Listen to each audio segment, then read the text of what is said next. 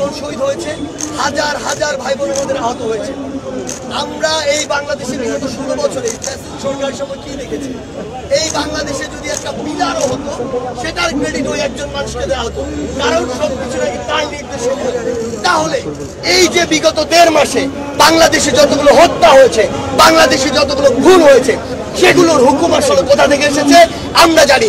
এই প্রত্যেকটি হুকুম বাংলাদেশের যত বাহিনী ছিল, পুলিশ থেকে শুরু করে যাদেরকে এই হুকুমটি দেওয়া হয়েছে, সেগুলো ওই খুনি হাসিনার কাছে থেকে এসেছে। তাই জায়গা থেকে স্পষ্ট কথাটি হচ্ছে যে আমরা ওই খুনি হাসিনার বিচার চাই, এবং সেই বিচারটি নিয়ে তার মতো যেন সে তার আমলে যতগুলো বিচার করেছে, অসংখ্য বিচার করেছে রাজনৈতিক উদ্দেশ্য প্রণোদিত ভাবে, অসংখ্য বিচার করেছে তার হিংসার বশবর্তী হয়ে, অসংখ্য বিচার করেছে প্রতিহিংসার বশবর্তী হয়ে, সেই জায়গা থেকে তার মতো প্রহসনের বিচার এই বাংলাদেশে আমরা করতে চাই না। আমরা তার মতো ওই কোর্টকে, ওই হাইকোর্ট থেকে শুরু করে সুপ্রিম কোর্টকে আমরা আমাদের জায়গা থেকে তার মতো ইচ্ছা মতো ব্যবহার করতে চাই না। আমাদের জায়গাটি হচ্ছে আমরা এমন একটি আন্তর্জাতিক মানের বিচার নিশ্চিত করব, যেটি পুরো বাংলাদেশের মানুষ নয়, পুরো পৃথিবীর মানুষ যেটি নিয়ে আর প্রশ্ন না করতে পারে। সেই জায়গা থেকে আমাদের দাবিটি হচ্ছে আন্তর্জাতিক অপরাধ ট্রাইব্যুনালের কাছে। আমরা তাদের কাছে কেন করছি? আমরা চাই পুরো বিশ্ব দেখুক সে কত বড় একজন খুনি ছিল, কিভাবে এই দেশের মানুষকে শুধুমাত্র ক্ষমতায় বসে থাকার জন্য খুন করেছে।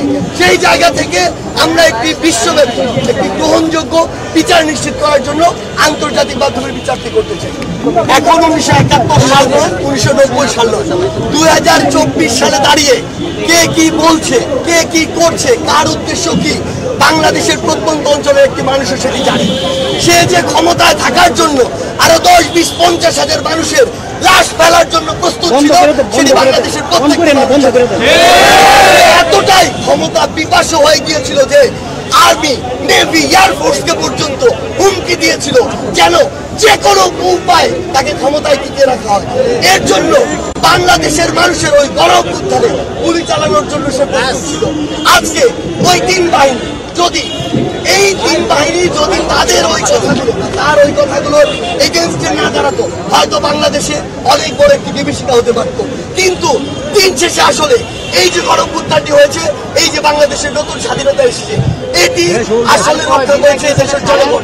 সেদিন ঢাকা শহরের প্রত্যেকটি প্রান্ত থেকে যদি লক্ষ লক্ষ মানুষ রাস্তায় না নামতো, এই সংখ্যাটা যদি হাজারে হতো, ওই খুনি হাসিনা ওই বিভিন্ন ফোর্সকে বাধ্য করতো যেন গুলি চালানো হয়।